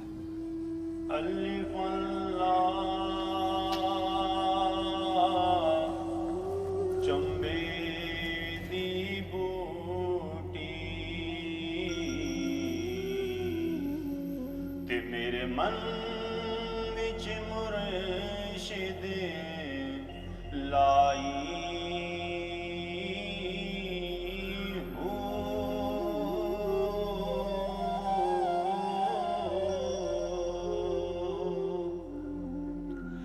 नफियस बात दा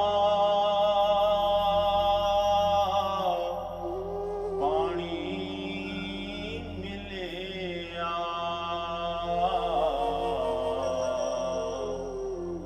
हर रगे हरे जाई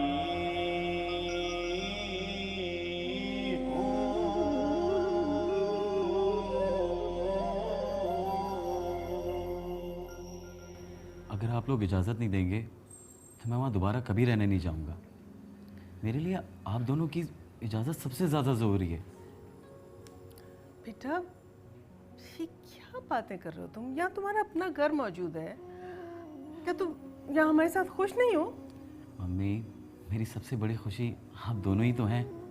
लेकिन देखें ना, अगर मैं अपनी एजुकेशन कंप्लीट करके कहीं बाहर मुल्क चला जाता, तब भी तो आप लोगों को एक लंबे अरसे तक मेरे बगैर ही रहना पड़ता ना। और फिर यहाँ से तो मैं हर वीक भी आप लोगों से मिलने आ सकता हूँ, और मैं ज़रूर आऊँगा। अच्छा साहिर बेटा, मुझे एक बात बताओ, यानी तुम इतना पढ़ लिख के पीरी मुरीदी करने बैठ जाओगे? पापा, मैं सूफ़ी बनने नहीं जा रहा हूँ। काश कि मैं इतना बासलाहियत होता कि सूफ़ी बन पाता। असल सूफ़ी तो बहुत ऊंचा दर्जा होता है। और फिर हर माँ बाप अपने बच्चे को डॉक्टर, इंजीनियर, पायलट या फिर ऐसे ही किसी ओहदे पर क्यों देखना चाहते हैं? बिजनेस में आपने सारी ज़िंदगी इतना कमा लिया है कि अब इसे सिर्फ गिनकर भी ज़िंदगी गुजारी जा सकती है।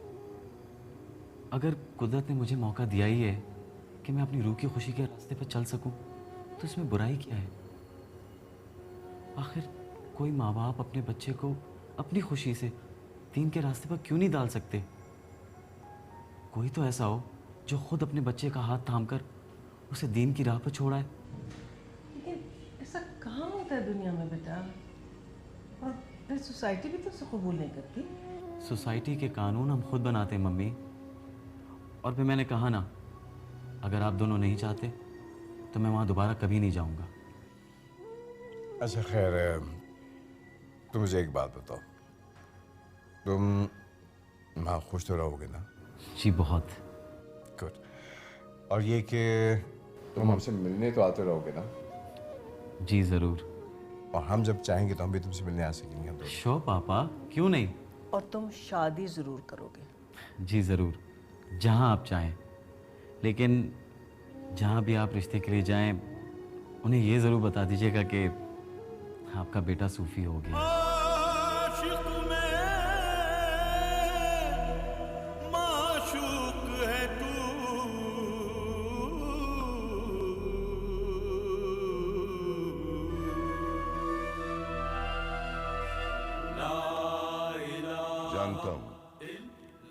जानता हूं मैं कि तुमने नमाज शुरू कर दी है, पर उसका क्या करें कि तुम्हारा ध्यान अब भी बाहर रखे हुए अपने जूतों की तरफ चला जाता है कि उन्हें कोई उठा कर न ले जाए।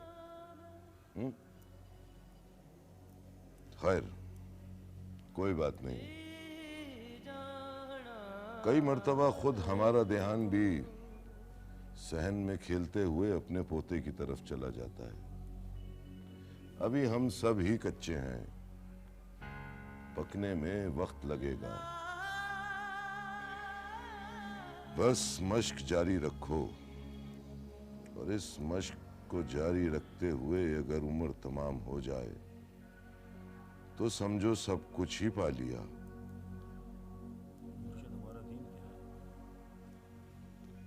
हमारा दीन है नियत, सबसे आसान दीन। भलाई का अगर सिर्फ इरादा करो तो नेकी लिखी जाती है, और बुराई जब तक कर ना लो गुनाह नहीं लिखा जाता। याद रखो, अपने अल्लाह से माफी मांगते रहो।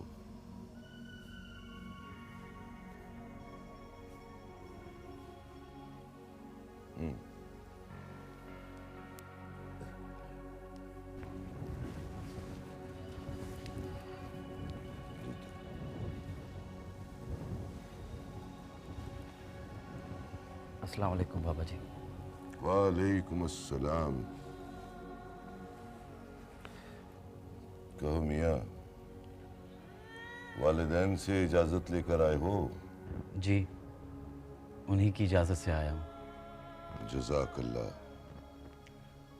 ये जान लो कि ये ड्यूटी बहुत सख्त है। अब्दुल्ला ने तुम्हें सब कुछ समझा दिया। इस दरगाह पर तुम्हारी ड्यूटी लगा दी गई है। जी हाँ, सब समझा दिया मुझे। उसने सब समझा दिया, तुमने भी समझ लिया? जी, इस दरगाह में आने वाले लोगों की खिदमत करनी है मुझे, और साथ ही साथ अपनी गुजर बसर के लिए भी कुछ करना होगा। हाँ, ये सब जरूरी है। रहबानियत और तर्क दुनिया मना है। दुनिया को तो झेलना ही पड़ेगा मियाँ। जीते रहो। अब्दुल्ला मियाँ, जी बाबा जी। हम नवाफिल की अदायगी के लिए जा रहे हैं। जीते रहो।